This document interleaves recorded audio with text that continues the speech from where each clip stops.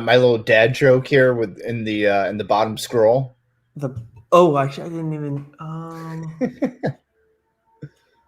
Oh Jesus. Yeah, that's a good one. I don't know if anyone ever seen. That's like a nice little Easter egg for the show. Those get updated every week, and they're usually pertaining to the topic at hand. Yeah, you do that every time. I forgot that. I sometimes forget that you do. It took me a while to catch that on. Actually, you never told me.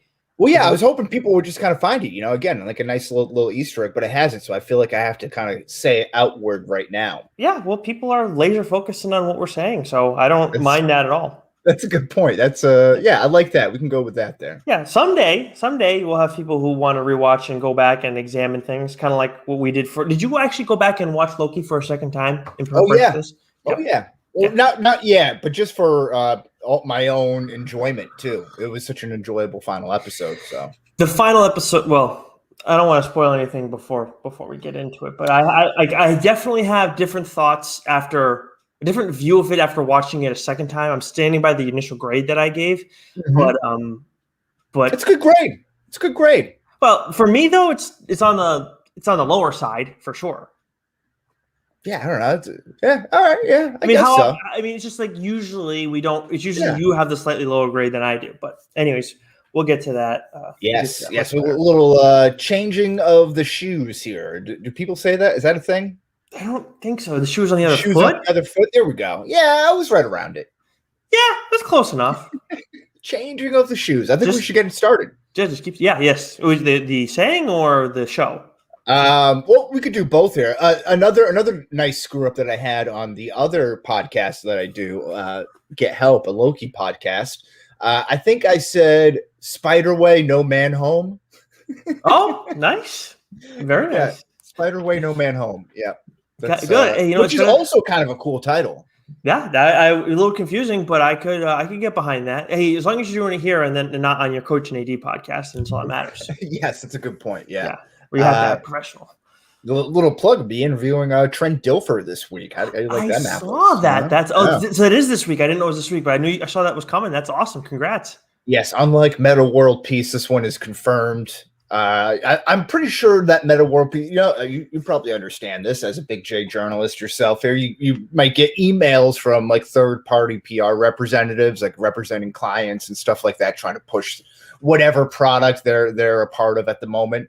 I think that was the case, and the person didn't really know Meta World Peace. And then when it came time, like push came to shove to actually like get going and get the wheels in motion, they're like, "Oh crap, I don't know what to do." So, wow, they just ended up canceling on it. Yeah, kept pushing it back to like another date, and I was like, "All right, I get what's going on here." That's pretty embarrassing. I don't know. It's embarrassing for me. It's like a fool you once type of thing. Well, you fool me, you can't fool me again. You're right. Yes. Yeah, I don't know if I feel like I have dealt with that, but not with like a professional, like third party, like media company or whatever agency. But this is brutal. Well, it's kind of cool. I never really understood the purpose of that website, Muckrack. Are you familiar with it? That's essentially what it is. Like you're like all the journalists on Twitter who like aren't verified on Twitter are verified on Muckrack there, and it's just like a social media service for PR companies to be able to like tailor content specifically towards journalists, like to people they're trying to reach. That we don't even control whether we didn't even sign up for. Yeah, you're just there. It's just through Twitter. Okay. Well, interesting stuff. Yeah. I won't even get into all the like cam soda and like adult entertainment like prop bets. You ever get those emails or those type of things there from PR companies where they're like, we are going to be offering superstar athlete X amount of money for whatever viral thing they just did at the moment if they do this on cam soda. What? Yeah, no, it's like a bunch of different. Yeah, and it's like legit. It gets sent to my work account. I've never gotten that before. What the fuck? Oh yeah, I could probably pull up some good ones here. I think I shared a couple to the DSG chat there a couple times. Huh. Yeah, no, that does ring a bell. No, the only ones I got I used to get a lot of degree ones from when covering the Nets for Kevin Durant because he has but it's like they were like legitimate things, but that's the only one that like really sticks out. Although, are you sure that's not like specific product placement, like maybe you smell and that's just the computer telling you? Yeah, well, yes, I don't smell well. I've actually said that publicly, so meaning that I have a dull sense of smell, but whatever. Oh, okay. I see. I got you. But the way I said it just like that, and it totally got received the wrong way. So yep. Okay. Well, let's hop right into it. Enough about our senses here, or lack thereof. Mm-hmm. Sounds good. From the teeth of the tongue. All right. Good. Ready to go here. 3, 2, 1. Welcome to Change My Mind, a podcast burdened with glorious purpose, featuring friends across time, allies to the end. I am, of course, Wesley Sykes, and through the other side of the ether is the Loki to my Loki, Mr. Nicholas J. Esquire, variant for hire. Could you imagine if we found out that we were actually variants of one another? Yeah, I think so. I think that's, you could maybe make an argument that reincarnation theory is just a variance of one another. That's fair. We're getting deep right off the top. We're just skimming right off the surface layer and going right into the deep end. Well, how about this? If you were to pick out who, actually, I already know the answer to this, who's the variant of you in the DSG, who would it be? And I would think you would say Billy. No, in the DSG, no, there's only one me in the DSG. I would say if there's another variant, it's West the Wheelman, formerly of the Boxers podcast. I think that would be in a multiverse timeline there. This is true. That is a fair point. Yes, that is the closest thing to. It's probably the closest thing we have to a variant in the course of anything DSG related. But I just more so meant like who has the closest, most similar personality to you, and it's probably Billy. Maybe not. I don't know. I would like to say I'm a one of one. Yeah, I wouldn't like to compare myself to anybody. I also wouldn't want to burden anybody else with having to be like me. So that's fine. That's fair. It's a lot to carry on anybody's shoulders. That's true. Mine, That's true. I don't want to put that on anybody else. I'm so sorry. I want to make sure that I'm really nice after the last episode. Oh no, Nick. We have thick skin here. We have thick skin here. But one thing that we're doing, I feel like I can just say this every week now. This week, of course, we're going to be turning back the clocks? ? For yet another exit survey. This time with the third Disney Plus MCU show, Loki, starring Tom Hiddleston. But first, Nick, we got to get into a little bit of an intro question here. And again, I told you that we're going to be diving deep right off the top here, right into the deep end. So I want to know a little bit more about you and your inner workings. And I'll just come outright and say it. Have you ever taken a life? Well, I actually had to kill a lot of flies this weekend. Flies, okay. But I don't think does that count for what? Well, let me ask you, do you think animals have souls? Do you think like insects have souls? And then do you think like animals have souls? I would say yes for animals. I don't want to just make it exclusive to mammals, but I think animals, but like insects, they're not animals, right? They're something else entirely, right? Insects. I think they're insects. I think that's a different thing in the animal kingdom, if I'm not mistaken. It's been a while since I brushed up on my Latin. Yeah. Yeah. Well, same. So I think I want to say maybe insects do. I don't know. I don't feel as comfortable saying definitively yes that they do, but I don't feel any guilt when I go and crush a bug. It just feels kind of gross. But if it was like, I don't know, a chicken, then it would feel weird. Well, have you gone hunting or anything though? I've never gone hunting. I don't care about bugs or insects. That'd be nothing to me in the long run. But how about something a little bit bigger of scale? No, I've probably accidentally run an animal over before. Like maybe a rabbit or a squirrel or a chipmunk. Them's the breaks. We have deals with the squirrels, not with the pigeons. I'm pretty sure is how it goes. But I've never run over a pigeon, although I would feel no remorse about that. I fucking hate pigeons. But why are you asking me this in the course of it all? Is there something you want to tell me? Well, I think last week I left last week as a one person, and I've entered this week into a whole different world. Now I'm viewing the world through a different lens because I have taken a life. I killed a goose this weekend. killed Oh, with a golf ball, an errant golf ball, while I was playing with Doc actually at Bass River Country Club golf club at South Yarmouth on the Cape.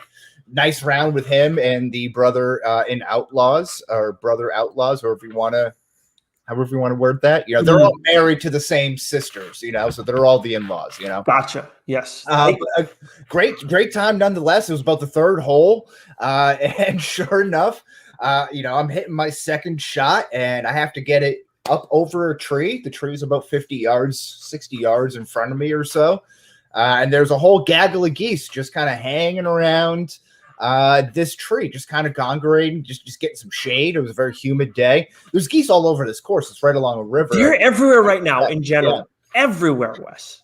So this one, you know, I wanted to get the ball loft and get it up, but I, you know, didn't do that because I'm not a great golfer, consistent one at that. And I sculled the ball, but hit it flush. So it was probably like knee high, and it was just rocketing right off my club. And I swear to God, Nick, it struck this goose in the neck. The neck, like there, and it was flopping around, like making all.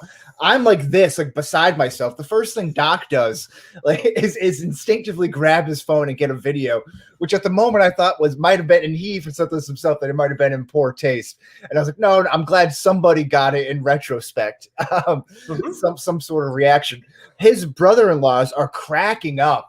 And they're also on the other side of the fairway. As a lefty, we're playing on opposite sides of the fairway. You know what I'm talking about. Oh, yeah. Nick, so they're all watching this from afar. And like the people who are on the green of the next hole who were watching it had to like clear like bird's eye view, if you will, of this all this action. Were mortified at us. Thought we were like horrible people. And this thing is just kind of flopping around. Its feathers are going everywhere. The other geese just move away. They just leave the thing to die on its own. It died in about like a minute or two. We called the Ranger over. All this. I was like really shaken up for a moment. I'm laughing about it now. And I was like really shaken up, but not shaken up to the point where I didn't go up to the flailing goose and then grab my ball and then move that to a different area, because we only have so many of those. It was the third hole. You know, I couldn't risk running out with that. Right. Now, okay, I honestly, I had forgotten when you asked me this question, but the second you started, I was like, oh, shit, that's right. Because I did see the video of this. And I'll tell you what, at first I'm like, okay, is this goose just having like a spasm? Like I thought Doc was kidding when he said that you actually killed the goose. Like, no, nope. It's real. And I was like, oh, well, this isn't suddenly not funny anymore. Because if you're on its own, yeah, sure, it looks funny. But I was waiting for it just to kind of pop back up and just kind of go back off with its other geese friends, but it never happened. And then so we called the Ranger over. The Ranger was very nice. He's like, I'll tell you what, it's not even the first goose like death that we've had this week. So I don't know if that was something that he just did to make me feel better because I felt so bad. I was just like watching it die in front of me. Wes, they're everywhere. Like I wasn't kidding when I said, like, at least the golf courses, they're everywhere. Because so you went on Friday. I went out golfing with my dad for his birthday on Sunday, and we're out on the course, and we're in different part of Massachusetts, but there are geese everywhere. And there, like was the 8th hole in particular, there were like dozens of them. Somebody told me there were 50 on the 8th hole alone. I would have said, yeah, okay, I can believe that. So I mean, they are playing with fire themselves. But the real big question that I have coming out of all this, because now I understand how you felt already. That was one question I had. But now that I know the people on the adjacent green were looking at you guys mortified, did they, like, I understand it was more Joe's like brother-in-laws or whatever that were kind of laughing, but did they say something to you guys in the course of this? No, so they might have said, so they were closer to them. And I don't know if they said anything. I think they were just not happy at us taking it lighthearted. And then again, like, I'm kind of laughing at this, but it's also kind of like, holy shit, like, I don't know what's going, you don't really know, like, you're not really processing everything in the moment. So I'm just like kind of like this with like this stupid smile on my face. So, like, they didn't say anything to us, but okay, I think we were received well outside of the Ranger, who was really nice. Well, that's good. Because if they said something to you, it's like, okay, look, it's sad that it happened and whatever, and it's weird. Like, I understand, I totally get where you're coming from with like the uncomfortable smile and everything. But if they're gonna say something to you, it's like, it's just fuck off. Like, seriously, it's sad, but like, get out of here. No, I will tell you though. I on Saturday played golf down kind of in your neck of the woods, close at Little Compton, Seconic Golf Club, and it's very private there. We were the second group out at a 7 a.m. tee time, so we were the second group out. So the people were right in front of us who happened to be like the golf club president or something like that, and through the course of traveling from one green to the next cue box, I turned my hat around, this exact hat that I had, firmly facing forward, and just kind of turned it around backwards for a little bit. And in that 2 minutes in the cart from there to there, someone came up to us and said, "Hey, as the president of the golf club, one of the perks is I can tell people to put their hat on straight." I'm like, "Are you fucking kidding me, man? Are you shitting me?" Yeah. I'm like, "All right, got it. All right." Get out this. See, like I am all. Oh God, I'm all about golf etiquette. Like it's like there's definitely certain things, certain rules you should abide by, and I feel like I can be a little sensitive to that sometimes, and I get a little bit like on edge sometimes. We do our DSG outings. That said, that is bullshit. It's crazy. That's so fucking stupid. Yeah. So but that's not one. That's not I'm one. Playing. I was a guest with my buddy who's a member there, so I was. You can't really say anything, or of course not. No, you have to fucking wear it. But that guy's an asshole. I mean, karma will get him later on. Oh yeah, it all comes. I mean, I slashed his tires as soon as we got off the golf course. So I mean, what else are you going to do at that point? Yeah, I got the last laugh there. Yeah, how can you not? Speaking of last laughs, Marvel is getting plenty of laughs, last laughs, I guess you could say, with their 29 Emmy nominations between WandaVision and Falcon and the Winter Soldier. How's that for a segue, Nick? Because the 2021 Emmy nominations are out. Yeah, there's I mean, look, Wes, they have to get some of these, right? Or you would think they had so much buzz that you have to start acknowledging Marvel, and it's only a matter of time before we start seeing them regularly getting Oscars and whatever too. As much as some people in the film industry want to say it's, what's that? Was it Dorff? What did he say about Black Widow? I can't remember, but he said some shit. And then of course Scorsese wants to say they're like amusement parks, whatever. Yeah. Sorry, this is what people want now. Everybody likes it except you guys. Yeah, and WandaVision is kind of leading the way, I think, with 25 or 24 nominations, with all the heavy hitters that you might expect. Elizabeth Olsen for lead actress in a limited series, Paul Bettany for lead actor in a limited series, Catherine Hahn as supporting actress in a limited series. But most surprising of all, perhaps, Nick, is our guy Don Cheadle, who is nominated for a role that I didn't even know existed until last week. And it's best guest appearance in a limited show or series. So basically it's a cameo award. Yeah. Best performance by a side character. That's essentially what it is. Well, I mean, I knew. All right. So I guess we weren't that revolutionary by including that in our awards. I had no idea. I saw that Don Cheadle was getting like a nominated for award for Falcon and Winter Soldier. I just didn't know what it was. Well, shit. Yeah. So, and he's taking it in stride too. I think that was very weird. But if you're going to do a best cameo performance, if you're going to nominate Falcon and the Winter Soldier, Isaiah Bradley and the actor there, who I am mistaken, did a far better job and more impactful job, and was actually in it longer than a 15-second cameo.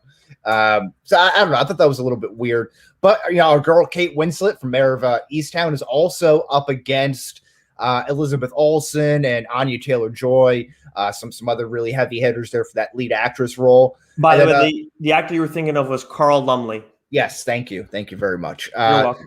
And then also what I think is pretty interesting drama series, something that we hadn't talked too much about, in a while, is The Boys. Actually, we talked about it last week.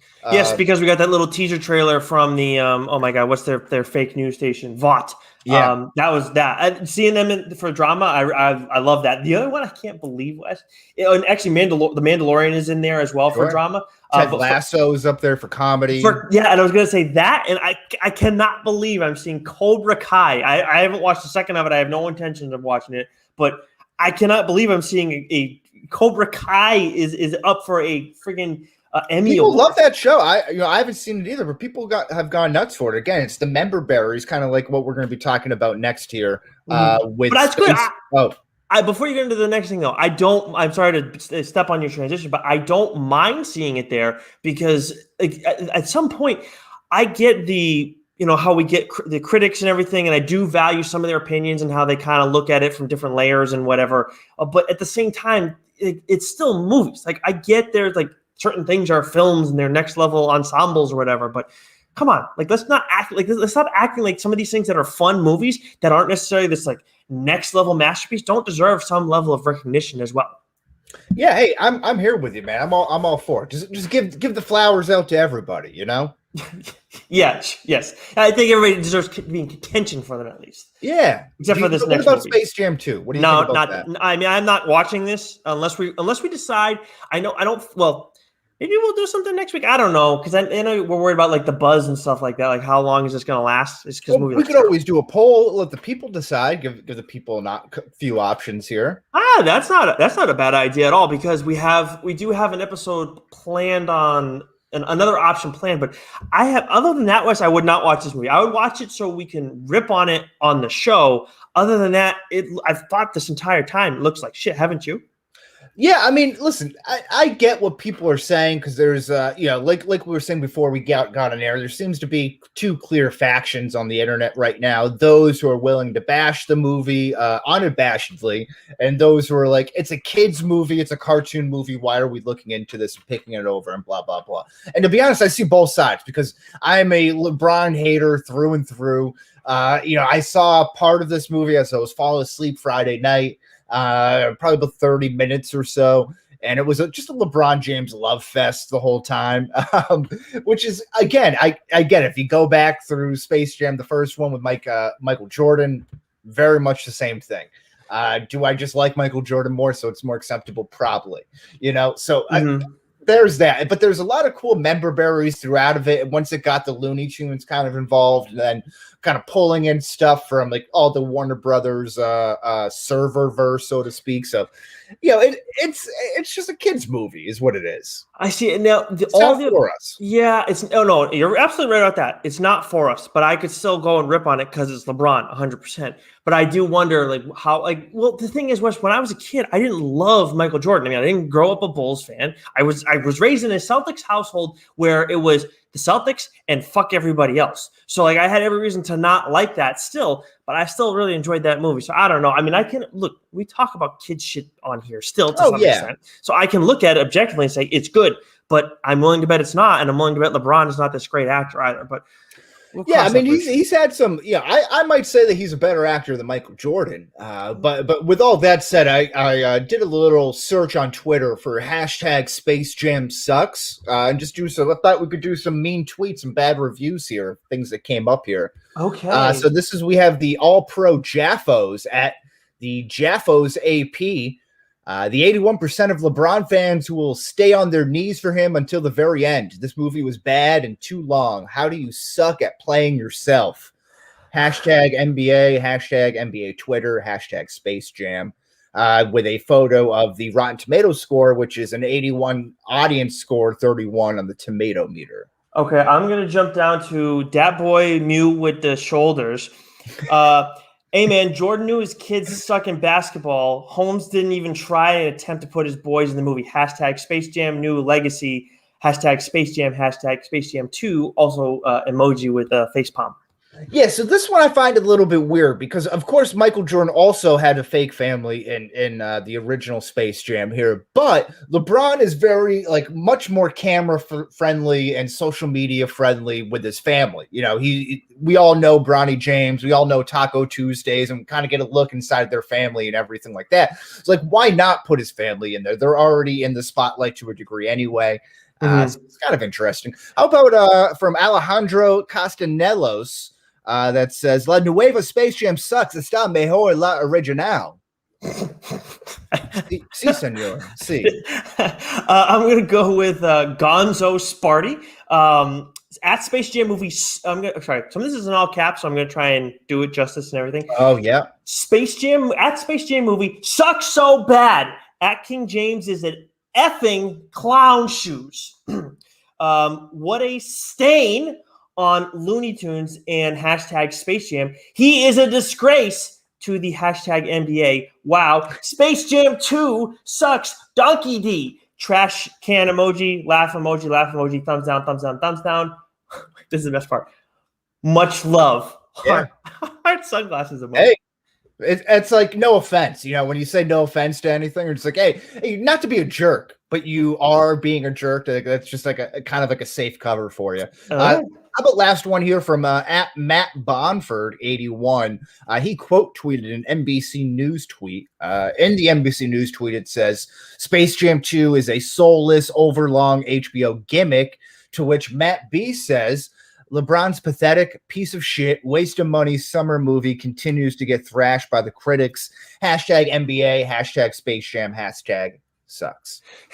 Well, one thing I will say in this movie's defense, of course it's going to get trashed by the critics. This is the type of thing that they do not like. So anybody who wants to go and cite the critics in this situation, you're not making your point. I'm pretty sure the critics hate Step Brothers too. Not the exactly. It's not the same here, but it's different strokes for different folks here. This movie does have the notorious PIG, Porky Pig, who is doing a rendition of the 8 Mile rap battle with Clarence Parents Have a Real Sweet Marriage type of thing. So which is very right up my alley. Oh, I do like the sound of that. Yes. Okay. So, there is some fun. There's just a little bit hamming it up, if you will. Who's your favorite Looney Tune, by the way? Is it Bugs? Oh, I don't know. It's been so long. I like Porky Pig. I like the Porky Pigging around the house. Just go short, no pants. Okay. Well, there you go. That's an image I didn't need to see. It's freeing. It's very nice. But I'm a Bugs guy. I'm pretty generic in that regard. But okay. I like Foghorn Leghorn too, but anyways, but actually, and Daffy, who doesn't fucking love Daffy? So Daffy, he was. I know he's always like the villain, but he's just just don't say Pepe Le Pew. We get canceled like that, Oh yeah, I always thought he was weird as a kid. I never really cared for him, but anyways, the other he wasn't in this movie. You won't see him in here. I did not know that. But speaking of all this HBO stuff, one thing that got moved over to HBO from DC Universe was the Titans show. The first 2 seasons are up there now, and I think some people in the DSG have watched it. And of course, it makes it a lot easier for people to go and watch that because the app was not as popular, of course, as HBO is going to be. Season 3, we finally got the trailer for that in the past week, Wes. Do you have any thoughts on this show at all? Do you plan on giving it a shot at any point? So no, I will not give it a shot because I just, you can't watch everything. That's nothing personal. I'm just not ready for something new in my life at this point. But however, I did enjoy the trailer that you posted on your Twitter at Fry_guy. One. Yeah, I got it. I was there. Well, I don't know who I was building suspense, Nick. Oh, well done. Well, I apologize. I don't know where that came from, like where I have to have a 1 at the end.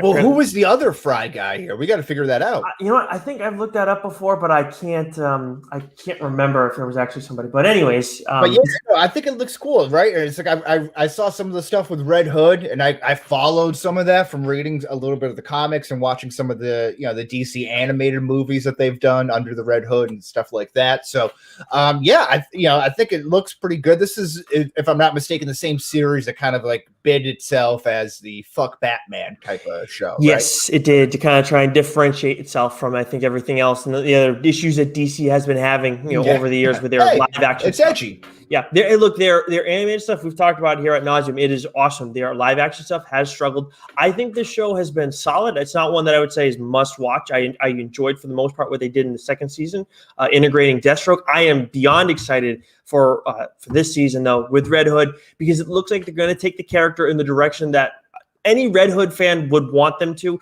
We want somebody who's going to push the envelope, who is actually like fuck Batman, and then going to go against Batman, as opposed to saying fuck Batman and then it's like I just want to do my own thing. It's not really fuck Batman. Like I don't like him, but like I'm still going to kind of do similar shit to him. I want a guy who pushes against Batman and is like, we're not cool anymore, and that's what we should be getting with Red Hood, and it looks like it based on this trailer. And the kid who's playing him is. I'm worried about the age and how they're going to handle that, because he was a little bit older in the book at this point, in the comics at this point. But the actor's got the personality for it and everything. He was a pain in the ass as Robin, so I'm hoping he can make that transition to Red Hood where he's a little more confident but still a dick. So I feel good going into this third season though. Okay. All right. Well, hey, you're gonna have to give us a little bit of a review when you do watch it and give us an update. Maybe I will. I won't make any promises. I still have to watch The Mandalorian season 1 and 2, so that's still on my to-do list. If I was okay, I would bet that. I think that's a tough one, Wes. I don't know which one. I feel like you'd go with Mandalorian before you would this, just because it's more popular. But I would probably recommend The Mandalorian before Titans as well. What do you like? Yeah. If I said like I'm not watching either, so you shouldn't really just like entertain either question. That was just more of a joke. Okay, well, haha, over my head again, shocker. But if you had to pick one to give a shot, what do you think you would go with? Neither. I just said I wouldn't watch either. If it was like Sean gun to my head, yes. I don't know, Mandalorian. There we go. Let's do that. That's what I wanted to know. All right, let's move over to the comic book minute so we can get to our main topic shortly. This is a big week. Now of course, it's a big week, and we don't have an episode of TLDR mainline episode this week. This is the 1 week we haven't had one since we started the show. Oh, no. We do have an interview dropping for you guys on Wednesday. We interviewed one of the current X-Men writers, and we're talking about some of his other work as well, but quite a bit about that. So we're very excited to share that interview with you guys. But as for Marvel this week, Moon Knight issue 1 drops. I've been waiting for this for a while. Very excited. The art looks awesome for this. I've been sharing a bunch of that on Twitter. Star Wars War of the Bounty Hunters, Jabba the Hutt issue 1. That is a one-off in the main event that's going on. That's been awesome. Joe and I have been having a ton of fun with that. Big week for Image. We have Undiscovered Country issue 4, Philadelphia issue 15, Shadecraft 5, which I've been fucking loving. That's one of my top 5 ongoing series right now. Radiant Black issue 6, and then probably the biggest one. I haven't read it yet, but I am going to read it and planning to review it for Geeks Worldwide. MOM: Mother of Madness issue 1. This book, Wes, is written by Emilia Clarke. You may recognize that name. I do reckon. So is this anything to do with Game of Thrones or anything like that? Madness? None whatsoever. It seems like it's kind of like got some futuristic-y thing to it. It seems like more like a technology thing. I'm not certain, but I know this. It has nothing to do with Game of Thrones. Okay. So it's her own thing. Apparently she's wanted to do it for a while. She shared it a while back on Instagram, but I am very excited to see. I don't know if it's going to be good or not. I haven't seen anybody else review it so far. Actually, at the time we're recording this, no reviews can be out there yet. So, that's what we like to call an embargo in the biz. Exactly. And one last thing, Wes, a little update on the Fry_Guy thing. There is another Fry_Guy on Twitter, as expected. Following 19 accounts, 0 followers, and has no tweets on record. Oh, he's just sitting on it. He's waiting for a good price right now. Yep, and his name is Stressed Guy. So there you go. Well, you know the story about like the Minnesota Twins domain name issue, right? For the longest time, there was just a pair of twins who just sat on twins.com during the .com boom, like the 2000s boom, and refused to sell it to the Minnesota Twins. So for the longest time, they were mntwins.com. And I still don't think they've sold it there. I think they just wanted it. Wow. Well, that's stupid if you don't sell it ever. Why would you not sell that at some point? Well, you just some things you do out of spite. Yeah, Wes, twins.com is not was it Durfand and Darvin Miller. Yes, yeah. If you want to change is coming soon. For more information, contact them at twins@twins.com. So there you go. There we go. I like this. We should fact check each other more in real time. I like that. I can't believe the Twins don't have already. Isn't that funny? Yeah. Oh my God, that is nuts. All right, enough of that nonsense. Let's get on to the chaos that we have planned for today. Oh yes, the chaos. I love it here. So of course we are doing our main topic, which is the Loki exit survey. We are jam-packed with exit surveys recently. And for those who are living under a rock, the show is about the mercurial villain Loki, who resumes his role as the god of mischief in a new series that takes place after the events of Avengers Endgame. Nick. And this is directed by Kate Herron, created for TV by Michael Waldron, who did Rick and Morty and is writing Doctor Strange 2. The Loki characters were created by Jack Kirby, Larry Lieber, and Stan Lee. I do question some of the involvement on that end from some of the people, but either way, this is starring, of course, Tom Hiddleston as Loki. Gugu, but whenever you Mbatha-Raw. Mbathara, whenever he decided to do this, oh my God, it was the worst day. Sophia DiMartino as Sylvie, Lady Loki. Owen Wilson as Mobius. Wunmi Mosaku as Hunter B-15. Sasha Lane as Hunter C-20. Tara Strong as Miss Minutes. Richard E. Grant as Classic Loki. Jack Veal as Kid Loki. Jonathan Majors as He Who Remains / spoiler, Kang. Also, I do want to point out before you give us the update on the critics' reception of this, Wes, the actress who plays young Sylvie is the same girl who plays Judith Grimes in The Walking Dead. For those who watch that show, it's still going on. Believe it or not. Oh, nice. Okay. Yeah, that's a nice little tie. So it's all one multiverse. How about that? Exactly. Well, it could be now at this point. It absolutely could be. The critics' reception, rather high, 8.6 out of 10 on IMDb, a 92-87 split on Rotten Tomatoes, of course, and a little bit of a different one here on the Google reviews, 4.8 out of 5. I just wanted to get a third one in there. I wonder if that is okay. It's got to be. I would imagine that's got to be just more the people like another audience one. So in the future, Wes, I think it'd be good to include that. I think it was like 16,000 people at that point. Wow! When I wrote that down. So it's Google. Yeah, people use it. Oh yeah, why not? Because in the IMDb, I look at that as a critics thing more. So we get a split one with Rotten Tomatoes. So yeah, I like that. Good decision. Okay. I like it. All right, beautiful, Nick. Now, we've heard what the critics think, but now I want to hear what you think. Give us a score and tweet length review. Okay, so ultimately, I like the show, but we went on a very odd journey that featured a bizarre lull leading to some frustration until the final 2 episodes, which were the 2 best episodes we've gotten from all Disney Plus shows, period. I give this an 87 out of 100. Okay, so yes, I think that's a high score. Now, I think you think that's a little bit lower. Well, for me, Wes, it is on the lower end of things. If you look at the other 2 Disney Plus shows, that is my lowest rated Disney Plus show. I mean, yeah, I guess so. But we just rated Black Widow last week at an 88. But I thought that was but that's you liked that. I did, but it's just it's expectations. Exactly. Well, and the other thing is, why don't you tell everybody your score?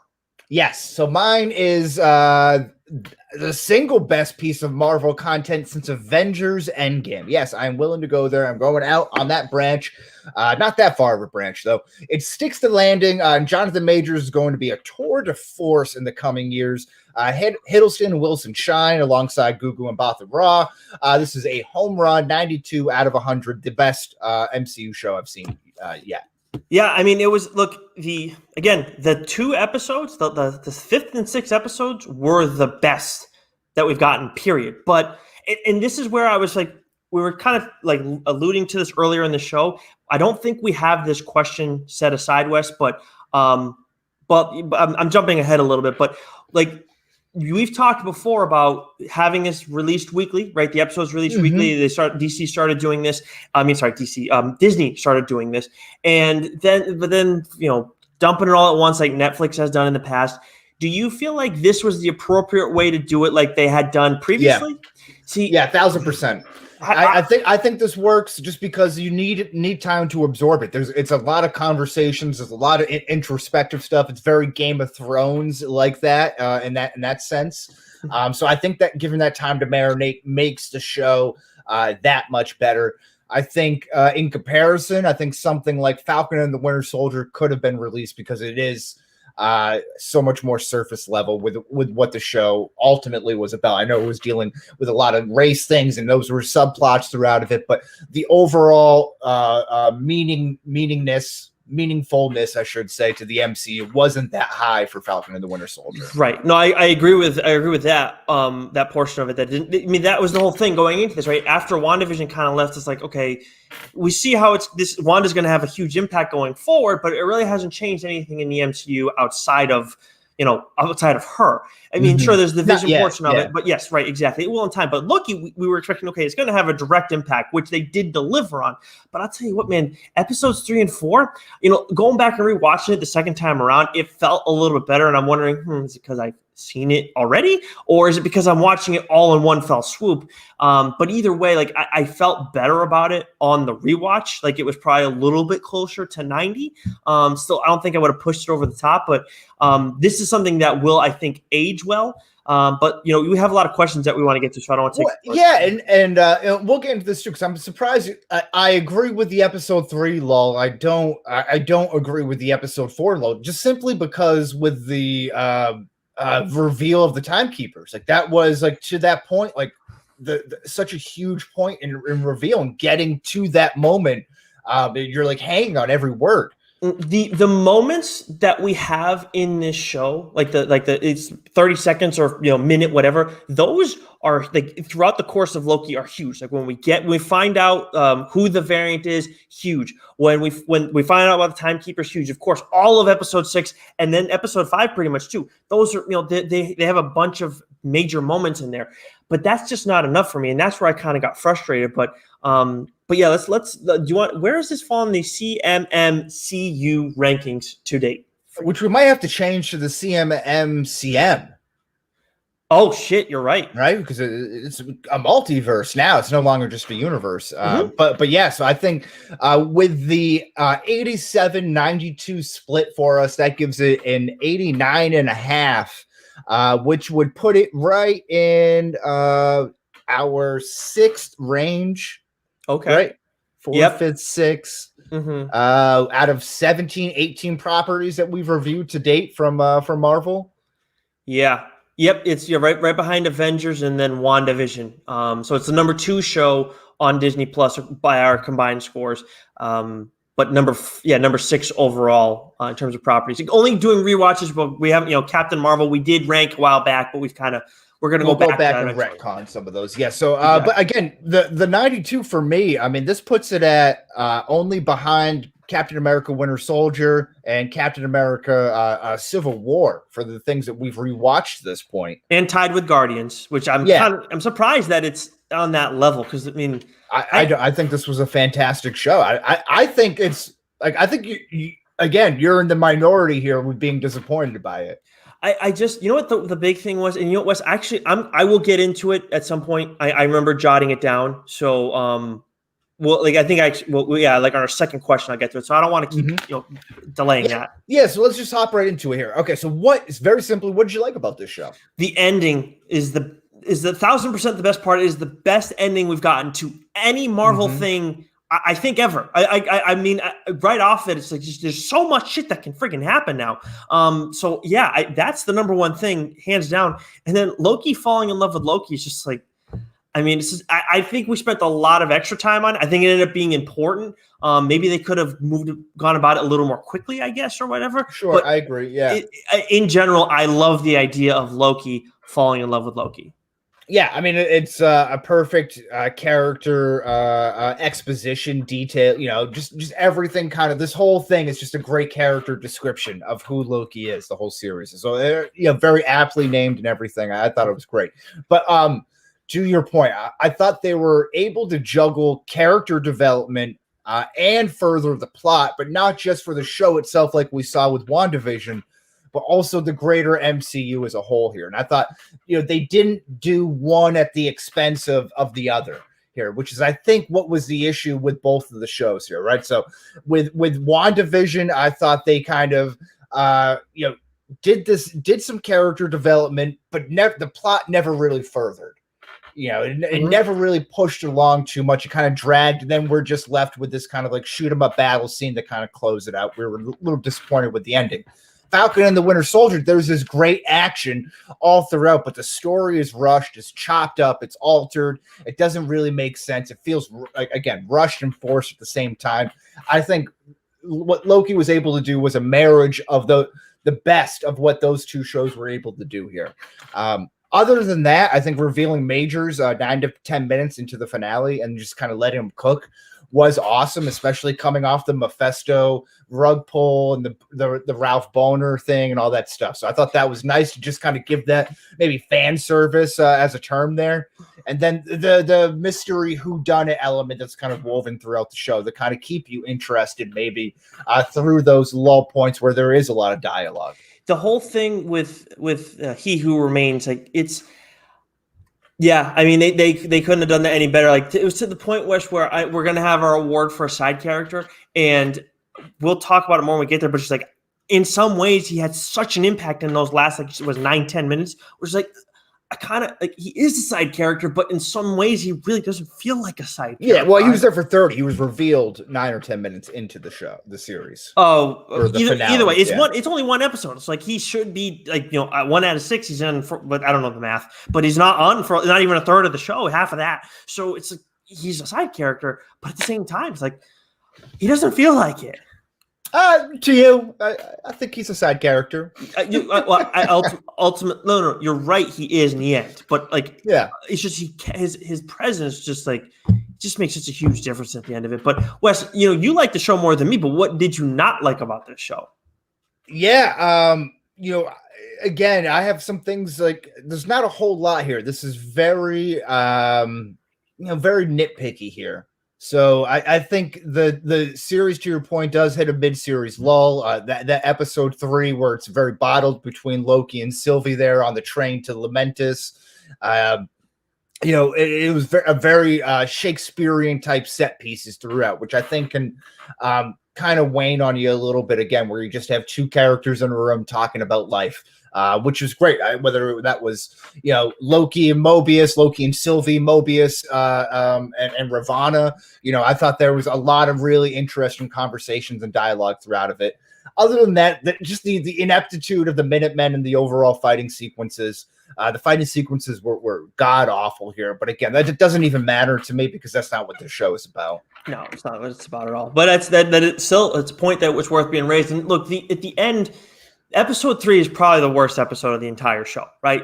I think we're in agreement on that. Yeah. 1 was really good. It was really good table setter. I might say 1 though, to be honest, because I just thought 1, like now that I'm like thinking back, sorry to cut you off there. I just remember thinking 1 wasn't for us. Like it was to get like everyone who hadn't really watched the show or knew who Loki was kind of back like up to speed to where everyone who's kind of like more gun-ho, balls deep into the MCU.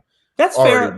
I thought it was just like it's a table setter, and your point is fair. I mean, for us, you could have hit the ground running a little bit more so, but I still felt like it was like, all right, we're fine. Like this is good. It's setting the scene and everything. Like what we need. So I was episode 1, West anytime usually like it's the start of the show. Yeah. Second episode was solid too. Of course, we get Sylvie, but 3 was just rough. And then I think with 4. Look, the timekeeper stuff was still like holy shit. Yes, at the end, but I think. What killed me, and the big change too was for me, I had a conversation with my brother about the show between episodes 4 and 5, and it kind of helped me realize where my frustration was in the course of all this. And it was honestly with Tom Hiddleston in his performance as Loki throughout it all. 5 and 6, he was great. 1, I thought he was still pretty much himself, but I felt like in the course of the show, and I'm seeing it on the rewatch too, that he's like scrambling. After a certain point, he is scrambling. It seems like he's chasing his tail, trying to he's not himself, and he's trying to improvise and has no control whatsoever. Now I understand the situation. What do you mean by that? I'm not. So I'm like interested in hearing this. So what do you mean that he's like scrambling throughout? He seems more frantic than he normally is. If you go back and watch it in his mannerisms, they're different than I've seen him in the past, where Loki always. Whether or not it's warranted or whatever, Loki always seems to have some semblance of confidence to what he's doing. And it's like the only time the conflict that he really runs into is like, all right, should I do, like when he goes after Thanos, right? It's like, should I do this? Should I not? Because he's more worried about self-preservation. But in this instance, he's worried about self-preservation, but he just doesn't know what the right moves are. And going on the rewatch, it's fair. It makes sense for the character and what he's thrown into, but still, so maybe it's just a me thing where it's like Loki's just got this fake, again, whether it's warranted or not, this arrogance, this confidence about him that I've loved since we've met the character, no matter what shit he's kind of gotten into. And we lose that here. So that's kind of the frustration I dealt with. But then right off the rip on episode 5, when he yells at all the other variants in the void, I'm like, okay, this is the Loki I've been waiting for. And then he's that way the rest of the way. Well, I think it could have to do with like just one of the overall themes of the show is just self-discovery, right? It's kind of like finding who you are. He's in a fish out of water situation where he's realized just how powerless and meaningless that he is, and how little control and effect that he has on things, right? Yep. So it would kind of leave him in like an existential crisis, so to speak, where then goes on a quite literal metaphor of meeting himself and all the different versions of himself, or to find out who he really is. But yeah. I see when you had wrote this down in the show notes, I thought you were going to be going more towards the differences of Lokis that we got in the Avengers, the original Avengers movie, and then the Loki that we got post Avengers, right? So where that was like where he was much more maniacal, ruthless, didn't have that empathy that was kind of grown through the life experiences of the rest of the MCU movies.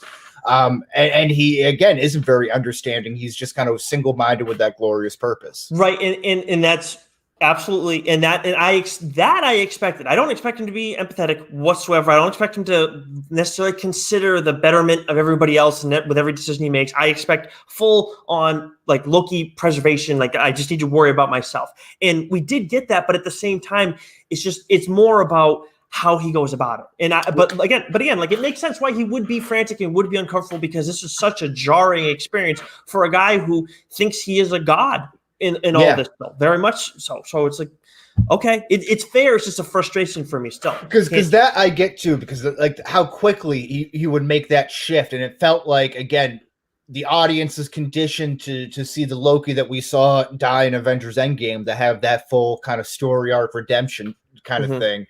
But it's not. He hasn't gotten to that point. He hadn't reached the halfway point of his redemptive arc yet at that point. So he's still very, hard-headed about a lot of things. And then for him just to so quickly switch over to that, I can see how that could be a frustration. Yeah, it's just that he's like, even when he was hard-headed to when he's empathetic, whatever, he always finds a way. Like he said at one point, I think it was episode 4, maybe it was the end of episode 3. It was on that planet where the apocalypse is. Like Loki's, we don't die though. Like we may lose, but we don't die. We always find a way out of it. And it seems like he just couldn't find a way out of what he was doing, and he was freaking out about it. So right.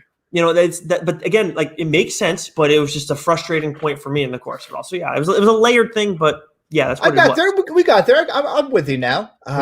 What did this show do better or worse than the other MCU shows? We touched on this a little bit already. Well, I mean, look, we have kind of beaten it to like already that it's keeping me engaged in the third episode, and then the fourth one, like the ending was good in the fourth one for sure. Of course, the end credit scene's like, holy shit, this thing's going to take off. But there was a lull in the show, and I think that there was more of a lull in this show than in the middle of the show than any of the other shows. I know with WandaVision, it took a little while for people to get into it, but once we powered through it, it was like go, go, go. Better, Wes? I mean, set the table for what's next. I mean, it's not even close. Yeah, I think it did just about everything better. Again, as far as character development, not from the action standpoint. Probably that's probably what they did worse. Yep. But I think from as far as character development, and then just like you said, setting the table for the greater MCU storyline and where everything is going to go from there. That's kind of undeniable. I will say in the course of all this too, like your points that you're like, we expected fully for this show to be the best, best MCU Disney Plus show that we've gotten.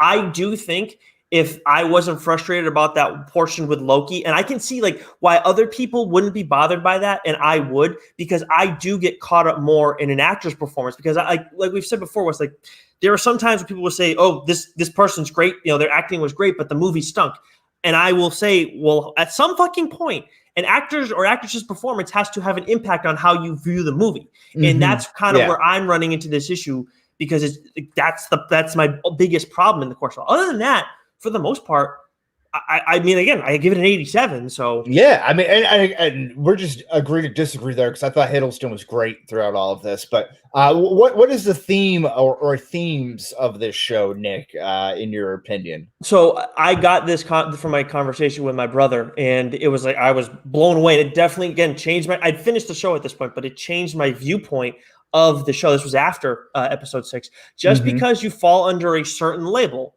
that doesn't mean you have to be a carbon copy of everyone else in that same grouping. That's it. And then like a tight little box or whatever. That's the theme. Oh yeah, absolutely. Yeah, like you're not just a baseball player. You know, not all baseball players are dumb jocks who wear soul patches.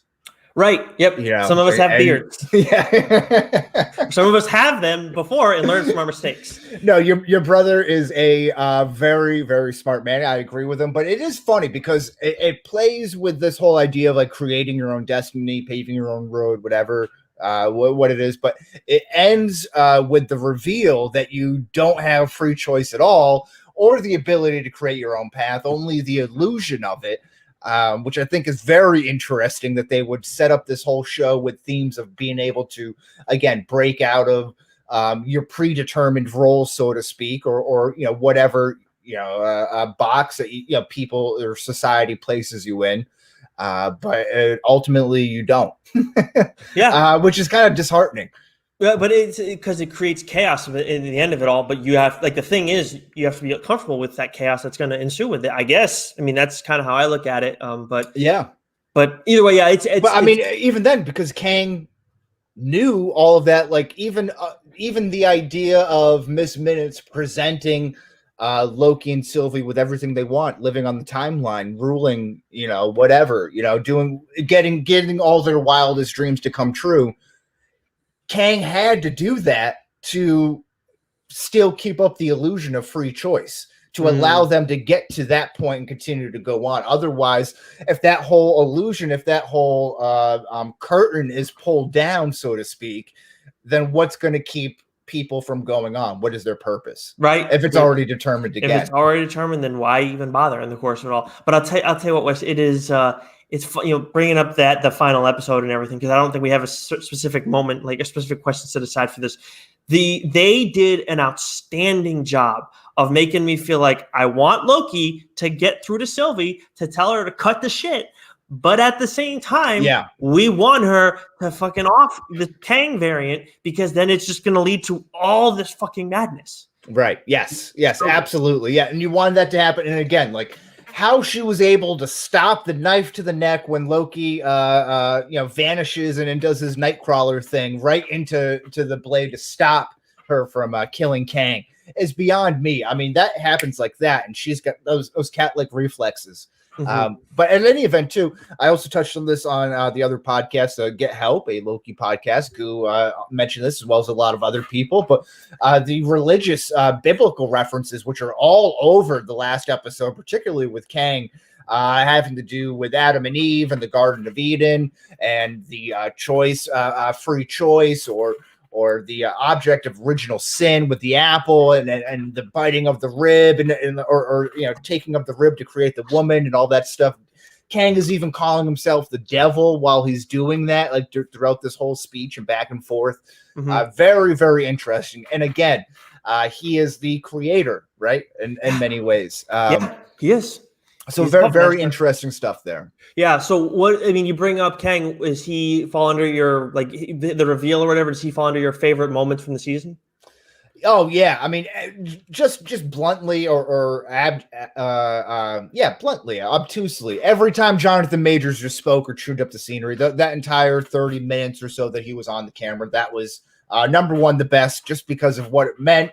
But also he has this like maniacal, crazy, cooped up cat lady type of persona, someone who's been alone for millennia of years, that he's kind of quirky, right? And it gave me, and again, I don't know where I heard this, so forgive me for lifting this idea, but the idea that he's kind of like Thanos meets the Joker, like Heath Ledger's Joker. Yeah, actually, yes. With like the mannerisms and like how he talks and everything like that, and just how he is able to kind of really take up the whole scenery and use it. Can't wait to see more of the shit that he's going to do. Before you give me the other stuff that were your favorite moments from the season or that fall under that, I just realized, and it didn't hit me when I was watching it, but Wes, you always say how time is a flat circle, and that is not a Wes saying, right? It's not like you didn't come up with that yourself, right? No, that's True Detective. Okay. Oh, it's True Detective. Okay. I don't remember that, but I'm not questioning you. But I just realized. No, it is where Kang's like whatever castle is, right? That rock that he's on, it's a flat circle surrounding him, is it not? Yeah, I think you're right. I think you're right. And everything just happened. Everything just is going to repeat itself anyway. So amazing. Yeah, everything that's happened already you knew has. What were your other favorite moments though from this season? Let's see here. We have the Loki fight in the void. I think you would agree that has to be one of your favorite moments there. Episode 5 there. I think with all the different Lokis kind of getting in, I think that's what we were kind of waiting for and anticipating when this show came out. Yeah. Again, another great fan service moment there. Alligator Loki biting off the hand of President Loki. If you want to make the reference to Chubbs, or if you want to make the reference to Captain Hook, take your pick there. The DB Cooper story subplot, I really enjoyed that. Again, I just recently watched the documentary, I think it was on Hulu or Amazon Prime, about DB Cooper. So I thought that was really cool. Nice way to kind of rope that in there, as is Pompeii. And that whole scene there, I kind of like being, jumping through time in different parts of history and affecting that. And then what else do I have in here? I think that's it. Classic Loki's Asgard illusion. Unbelievable. Oh yeah, that was epic. That was some seriously epic shit. They did a great job with the Easter eggs throughout all this, because they had Throg, yeah, and then they had the Thanos copter was outstanding too. Seeing that, and you have Yellow Jacket's helmet in there, I believe. What else is in there? The ship for Ronan the Destroyer's ship was in the void. Oh, I missed that one. You had obviously the Sphinx and the pyramid, which would be an allusion to Rama Tut, which is another variant form of Kang, who used the Sphinx as a time machine to travel back to ancient Egypt to name himself a god. Very interesting. Stuff. They did a crazy job with that, and this is the perfect time to do that kind of stuff. But yeah, I mean, you kind of hit on a lot of it already, Wes, from favorite moments. But I would say the biggest moment for me outside of the ending, right, pretty much all of episode 6, was Loki losing his shit on those guys, on the other variants in episode 5, because to me the tone just kind of changed for the show from there on out. So that was a big one for me. Yeah, I love that. And then, I did not write one down here, but I'm in kind of in complete agreement here for the favorite quote of the season. I really didn't think there were many others outside of it. And that was one of the big reasons why I went back and rewatched it, because I couldn't think of a quote that stood out to me. No, so I think the problem is that it was so you're so inundated with conversation, right, that it's tough to hang on to some of the big stuff. And I think, now that I'm just kind of thinking about it, there's a moment, I'm not going to get this exact quote right, but in episode 5 where Mobius is in the void with classic Loki, and Mobius is explaining how his whole mindset changed once he found out that the TVA was a lie and that the timekeepers weren't real. And classic Loki goes, "You just changed your whole life's views just like that? Like, it's just so easy. Like, how could you do that?" And he's like, "Well, when you get new information, you change your mind." Something to the effect of that, right? So there's these conversations that are really impactful that I think have a greater meaning or can be applied to many different things throughout your life. But I think it gets a little lost to your point of what you don't like about this show, is that there's so much conversation. Yeah. Some of them are good. Some of them are useful. But then there are some times where it's like, wait a second, like, what are we doing? But the majority of the Loki stuff was like the Loki on Loki shit, in episode 5 was really good. So the quote that Wes is alluding to, the best quote from the season: "We're all villains here. We've all done horrible, terrible, horrific things, but now you have a chance to do them for a good reason." That was, of course, from He Who Remains. Just the "we're all villains here" quote is the best. That part is the best part, period. And it's great too. And it just goes back to the comparison of the Heath Ledger Joker thing with Majors and Kang. There is that where he's like, "Hypocrite, you're a murderer, you're a thief," and he's like, just how quickly he kind of flies off the rail right before he says that quote. Or even that, when you think, this one phrase is really sticking out in my mind when I think about how great of a performance and just how kind of neurotic that he was. But he's like, "I've seen it all when you're on Lamentus and everything like that. And, when you're on the train, everything the TVA didn't see, I saw it all." And he's like, he just says this one phrase. He's like, "That little look by the lake, You know, Yeah. just the way that he like enunciates that, which is what Heath Ledger did so well as the Joker.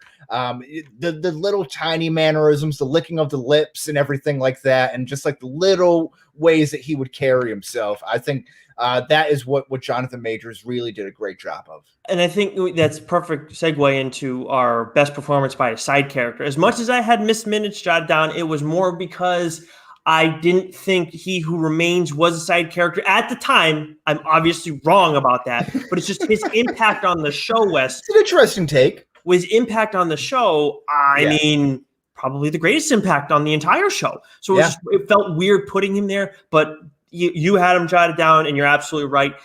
Did you have any other mentions for best? Yeah, I mean, it's classic Loki. Richard E. Grant, I think his whole performance there was amazing. And again, he was the one who was kind of hardened and disillusioned of them all, right? And it's that kind of quote to Mobius that I think that really gives him that inspiration to create that master illusion to ward off Goliath there with Asgard.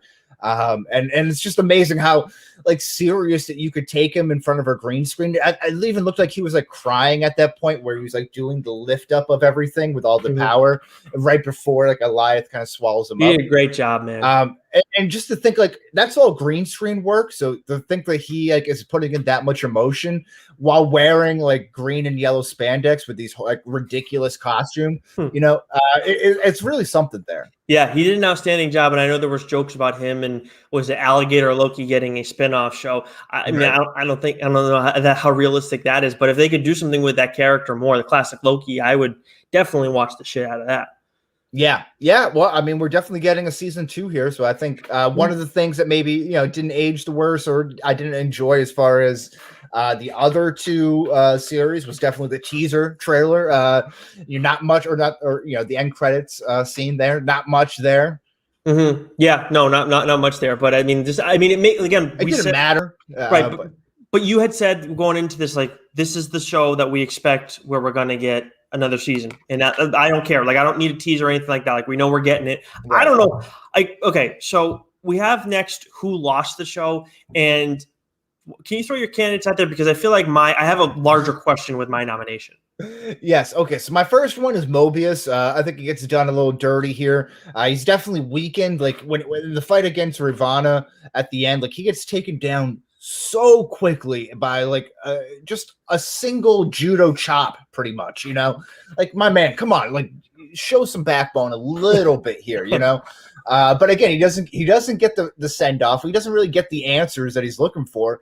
We don't really know where he is, because the last that we see of Owen Wilson's Mobius is a different version. Right. Yeah. In the different times. So we don't really know about that variant version of Mobius and how his life kind of ended. So I think, again, he was living a whole lie and still didn't necessarily get all the answers that he was looking for. So that like at least Hunter B-15 had like her memories of a past life, Hunter C-20. Like no one did that for Mobius. Okay, at least, yeah, that's a very good point. He did not get that. But you kind of help a little bit with where my confusion is, but still, you have another nomination before I get to mine.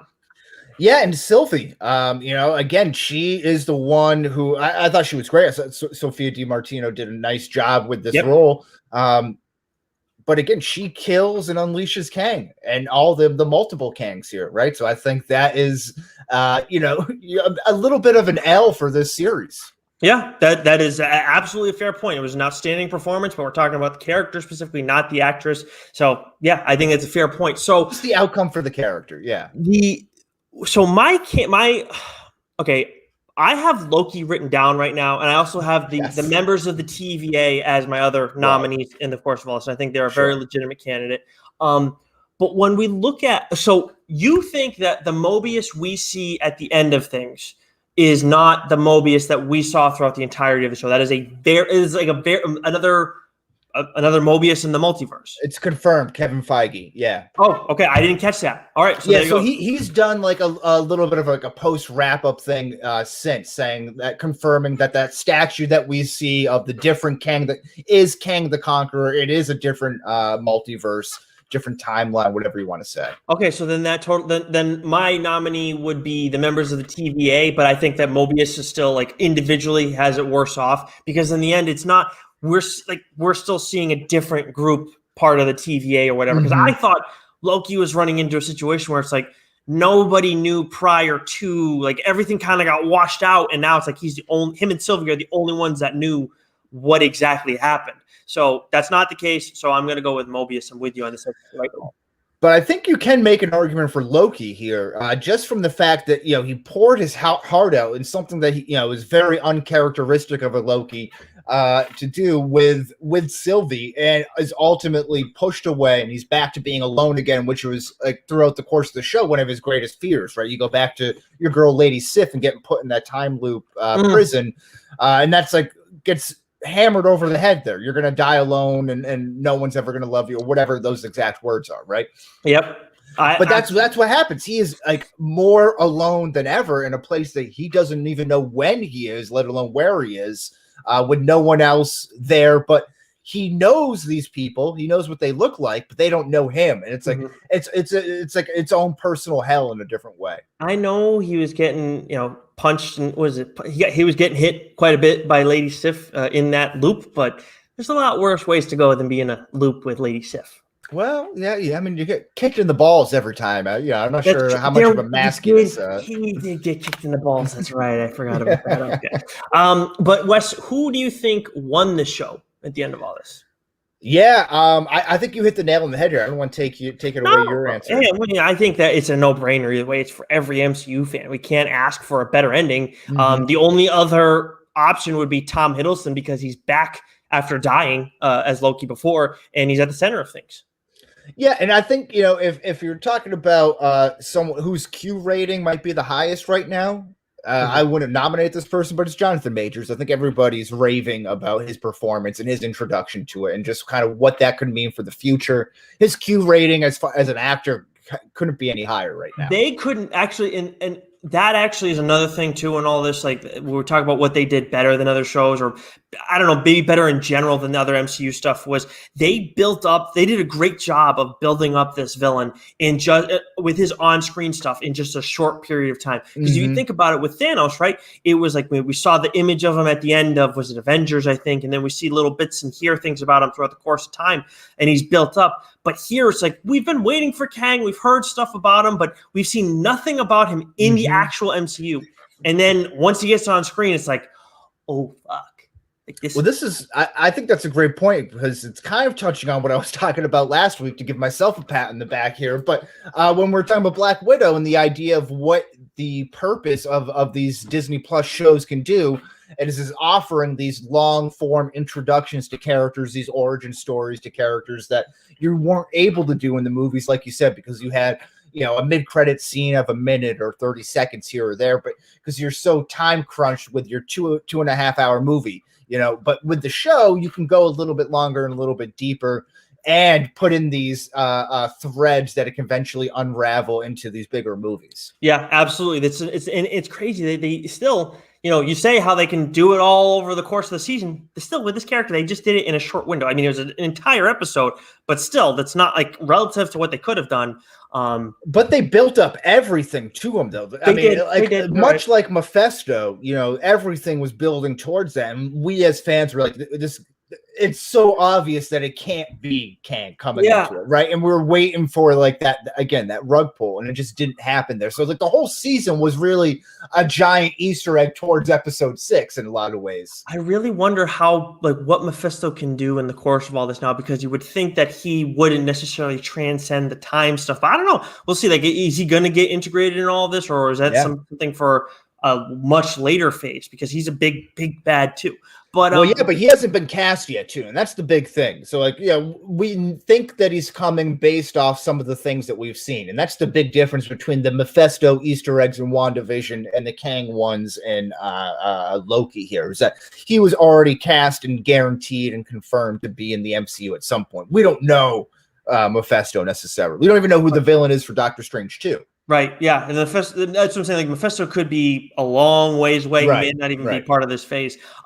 Which kind of brings us to, what does it all mean for the future of the, you brought up earlier, the MCM now, not the MCU. Yeah. I have my biggest thing. Because you have a longer list of stuff than me, but like, above all else, we now have a baseline for how mutants are going to join the MCU, and Feige can bring back whichever actors from previous roles that he wants.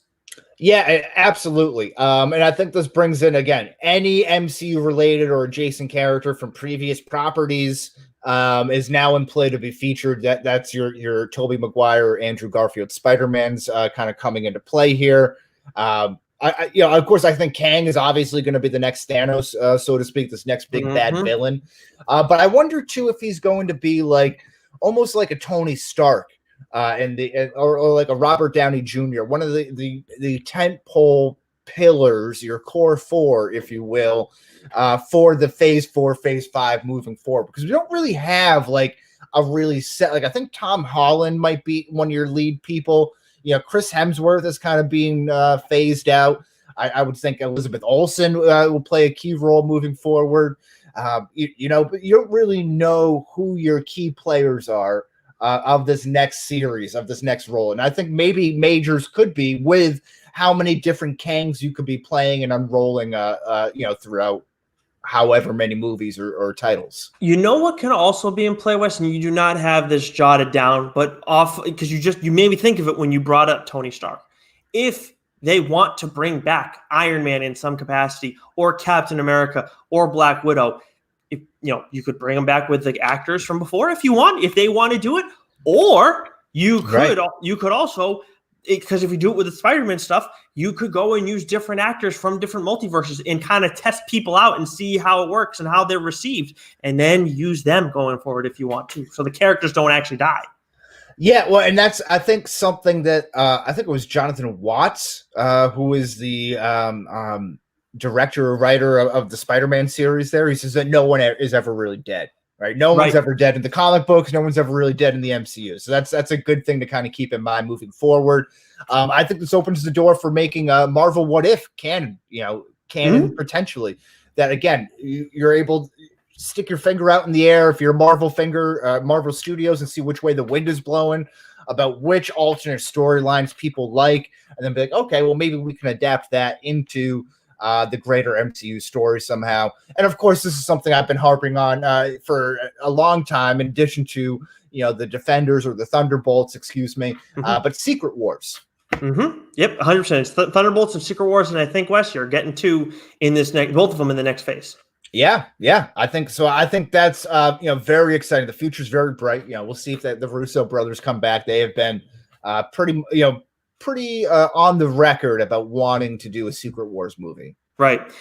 So that you had a lot of stuff listed off. Is there anything else? I think I got everything. I think we already touched on this too. Just the MCU Disney Plus can and will be playing a major role in the future of the MCU. I think is evident by He Who Remains, and just kind of that whole setup of what it's going to mean. They didn't do that for a movie. They saved all that for a show, which I think gives credence and a lot of credibility to the Marvel Disney Plus shows, which is something that the Netflix shows lacked, right? And the big complaint was, what does it mean for these street level, D-level characters? No offense or anything, but if they're not going to tie into it, then what's my reason to watch it? There's your reason right there. Well, the other reason is too, if they're good stories. I mean, that is interesting too. But what does it all mean, Nick? That is your driving force. That is not always my driving force. But I think you bring up Feige and off the screen stuff or whatever outside of the actual story of the MCU. I think we've learned in time that there were certain people affiliated with the Marvel Netflix shows that Feige may or may not have wanted to be affiliated with, and that's why they never got brought in, unfortunately. But still, you could have those characters. Are you hinting at something? You're talking about something I don't know. So I've seen people tweet that there was somebody, and I'm not exactly certain who was involved with those shows, and Feige may have wanted to distance himself. And that's just that's from what I'm seeing on Twitter from the people who we see that aren't necessarily reporters, people who are all over this kind of shit to a different level than we are. I feel like Casey alluded to it too. Who are they talking about? I'm blanking on the name right now. I'm pretty sure. Sure one of the actors or no. I think it was. I think it was. Is it? Okay. It's a guy who was a comic book writer, but I can't remember because there's two people and I can't think of which one it is. I want to say it's no problem. I thought it was like an actor or someone that they didn't want it. Okay. No, it's not actors, but like a production type, writer person. That no, not one of the actors. Those people are still in play, and that kind of brings me to my question, Wes. Who are the top 5 characters and actors you'd like to see join or return to the MCU at some point?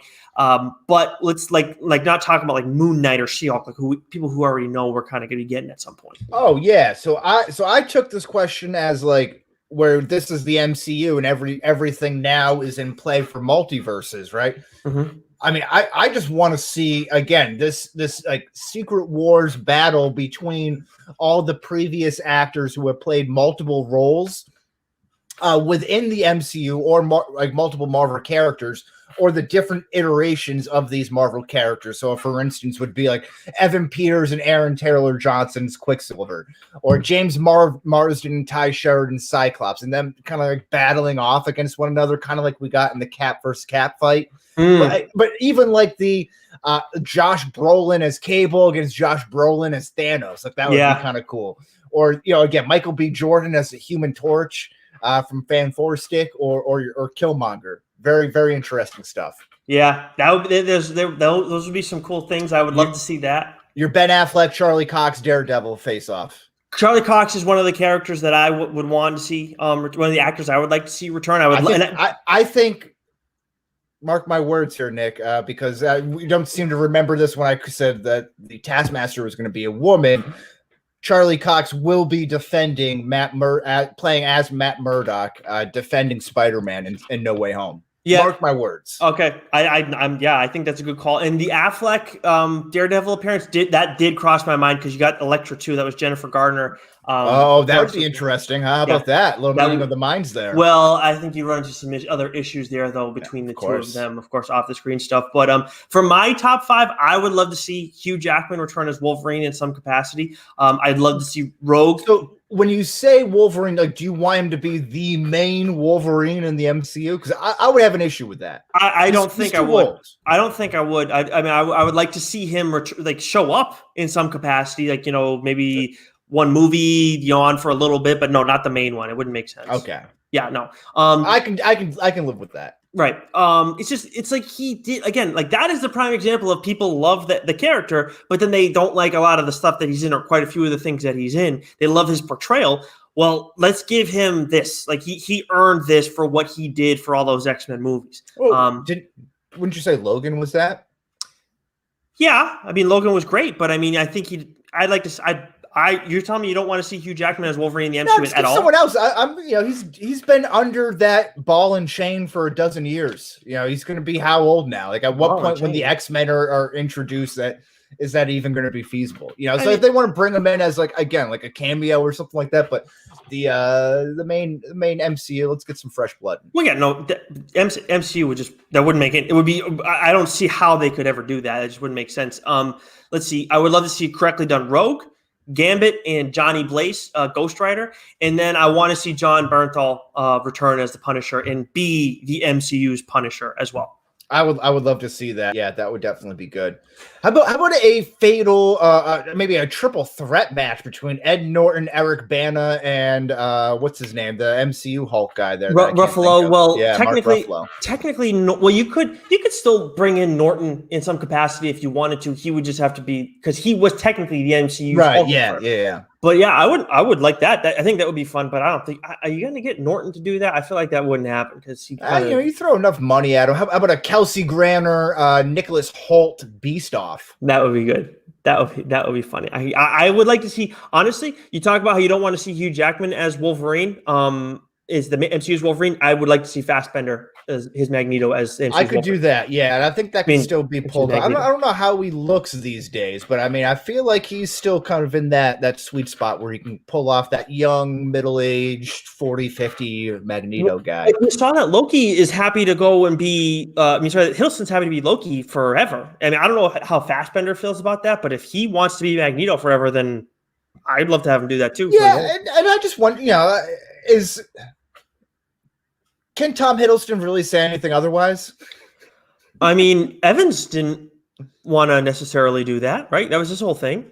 That's why he's not. Yeah, but that was after he's already done how many movies, right? I mean, Tom Hiddleston right now is in the middle of a contract that he's doing 2 seasons for a show with multiple ones afterwards. Like Chris Evans's contract was up and just didn't renew it. Yeah, but I don't think Evans has always said he wanted to play Captain America forever. Like, I don't think he ever said anything to the effect of what Loki is saying right now. So I don't know. I don't think that Hiddleston has to say something like that. He could say he wants to play a character for a long time, but I think it's kind of like when you ask an athlete after a game, what you think you have a good shot to win on Sunday? Well, it's like, oh, of course he's going to say yes, because if he says no, like it's going to be a whole like heat storm. Yeah, that would be but Loki. There's a middle ground for Loki versus an athlete where they say yes, we're going to win. I look at it a little differently than you at the end of it. Yeah, I think it's just like he's just making more trouble for himself if he didn't want to do it and he's like, nah, I don't really want to do it anymore. I do think though you're onto something with having the specifically the actors who play 2 roles with Marvel characters like Michael B. Jordan as Human Torch and Killmonger. They're like the MCU needs to take advantage of that and have just a little bit of fun with it. I know they're going to do that. We're planning to do that with Spider-Man already, but I would love to see a little more of that too. The 2 Ryan Reynolds Deadpools, Oh my god! Oh yeah, we didn't even talk about that in the trending now, but like we got Deadpool and Korg before the Loki stuff, and that's huge. I mean, that's like we're getting that's like kind of telling us what's coming already before we actually got it. The end of Loki. Not too bad. Although, like, pretty shameful of Free Guy there to be like, let's take these 2 actors and then that are like very popular from these other movies and then get them to plug this movie here. Like that's kind of weak. Yeah, I mean. It doesn't bode well for Free Guy. I that's fair. I was gonna say I don't feel great about Free Guy anymore. Like I always felt kind of meh about it, but I do not feel good. Like you are advertising it way too much. Yeah, they're using Marvel to sell their movie because they don't have enough. What that says to me is like they don't have enough or confidence to sell their own movies. Yeah, no, it's not. If it was a Disney thing, that'd be one thing, but you're not that. So I do not feel not that. Nope, I do not. Anything else before we head to the discharge depot? No, I think we're ready. I think the train's ready to board here. All aboard! Rah, rah. All right, what do you got for me this week then? Well, like I mentioned at the top of the program, I killed a goose. So I played a lot of golf this weekend. Once with Doc at Bass River, and then again at Secaunet. But perhaps more importantly for that, because I thought I played pretty well, worked on some tall irons by 4 and 5, did some things well there. But more importantly than all of that, the new Kanye West album is supposedly dropping this week, at the end of this week, and I'll be very excited. He's been looking a little weird out in his public appearances, weirder than usual, with this face mask Baron Zemo type getup that he has on. So I'm wondering what's going on with that. But I've been waiting for new breakup music from Kanye for a while now, since all this stuff has been going on with Kim and then getting shut out on the election and all that stuff. So I'm ready to see a good W for Kanye. Oh, that's a good point. I forgot about that. That makes sense. I mean, I'm still not going to listen to it, but different strokes for different folks. Oh, absolutely. As for me this week, Wes, I was excited to hear about the goose stuff. By the way, I think it's obviously it's a huge tragedy and everything, but so I've watched quite a bit of shit since we last convened. I finally finished Umbrella Academy. I highly recommend that to anybody who's into the superhero genre. Features one of the best, and I think the DSG in general, we're not a huge fan of child actors. This features one of the best performances by a child actor I've ever seen, if not the absolute best. And you'll figure out who that character is fairly early on. I watched all the Fear Street movies on Netflix. They're solid. I wouldn't say like the last one was really good. But I wouldn't go and say like these are, I wouldn't put it like in the 90 range, it's somewhere in the B range, probably low B range, like 82. Overall, you're moving out of this horror stretch. You used to not be a horror guy. You're dipping your toes in. Well, Lauren likes this stuff. One, I see. Okay, yeah. But I've always liked like horror stuff, but like I've said it ad nauseum before. It's been a while since I've said this actually, but like Constantine deals with horror elements, but it doesn't go into that full like I'm gonna make you fucking not sleep at night mode. Right. I've always been like into that sort of thing. but now I've taken that like leap where it's just like fuck it with all of it. And yeah, the Conjuring stuff, I've watched all of it except for one, and it's apparently the worst one, so I'm not going to watch that. And then I think this is important because I know the DSG is huge on I Think You Should Leave. And of course, you were on it the first season. You were on, I think, before anybody. No, I don't know about that. But well, let me give you credit. You were on it before everybody. I was trying to beta alpha it, you know. Well, yeah, okay, fair enough. So you were on it again. You're on before everybody. And season 2, I did finish that. I will go back and rewatch it. There were some funny moments, but it didn't floor me like I expected it to. But I think of all the people in our podcast group, I don't know how Doc really feels about it, but I think that I'm probably like the least in love with it out of everybody, maybe outside of him. Like just in general, I think you should. You were very late to the party anyway. I think so, right? You were a little hesitant to even give it a try because you didn't think like. I think how I even described it to you was like the Michael Scott cringe stuff. So I didn't think it would be something that you would like initially. Yeah, no, how much you hate that kind of like cringy, awkward stuff. I think it was because of everything that got shut down last year, and then on when Furloughed Friends was still a thing, Lucy would allude to it. She's obsessed with it. Yeah, she fucking loves it now too. So she would allude to it so much. Like, all right, I gotta watch it so I can get the references. And then the first time I watched it, I was like, but I expected to not like it. That was the difference. I didn't expect to like it, and then I was like, but after watching it again, it was like, okay. But so I there are funny moments in this, absolutely, and I'm sure I'll like it more as time goes along. I already like talked about it a little bit with Lauren because she hasn't watched the second season yet, and I was like, okay, it is funnier when you talk about it than when you watch it. That's the weird thing about this show. Yeah, and I think Dork mentioned this in their episode last week here that like the best skits are at the beginning of the season. I think it gets progressively worse as the season goes along. So that first episode, that first 2 episodes are really like powerhouses, and then it kind of just like falls off from there. That's probably right. I got to rewatch it though. But yeah. It's not that I didn't like it or anything like that. It's just, again, sometimes you just need to let it happen. You just need to let it breathe before trying to force it. Yeah, that was yes. Yeah, I there's definitely been quite a bit of that in the course of it all. Speaking of forcing it, where the fuck is it? This is painful. Shit. This week in Shared Universe. Man, I could not find. Oh, that's funny stuff. Fucking button. So we talked about Loki this week. Dork is talking about Loki this week. McAngoo already talked about Loki this week. PCP, I don't even know what the fuck they're doing. They're not talking about Loki. I would hope they're talking about the WWE shit because everybody was pumped about that this past weekend. I thought they were going to be discussing the importance of the TVA and why people don't need free will. There you go. That sounds very on brand for them. If they're not talking about it, then they're not doing their jobs right.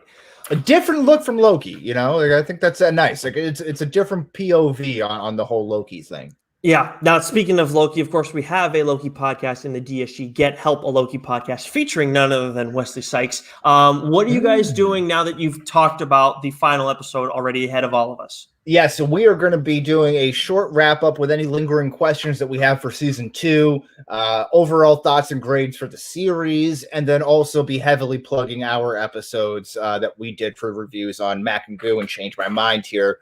So we're going to keep it short, and then the week after that is going to be a best in series where we kind of review what was the best of everything, maybe a Season 1, if you will, of this, or phase 1 of this Disney Plus series. Look back, if you will. Do you think by that episode, you guys will have an answer for what you're going to be doing after that episode? Like what the plan is? I'm for it. So I'm here to do it. That's what I'll say.